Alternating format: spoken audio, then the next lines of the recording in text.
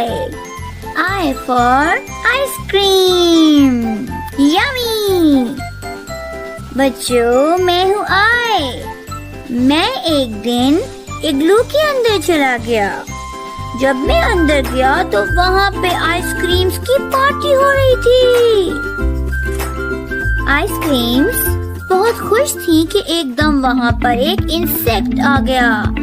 Ice cream उससे बहुत डरती थी। वो तेजी से दौड़ने लगी। दौड़ते दौड़ते वो गई और बोट पे बैठ गई और वो फिर पहुँच गई एक आइलैंड पे। वहाँ पर उन्हें जंप मारी और आइलैंड पे बैठ गई। और बच्चों, अब वो समर सीजन में वापस आएंगी। I for ice cream. I for ice cream. I for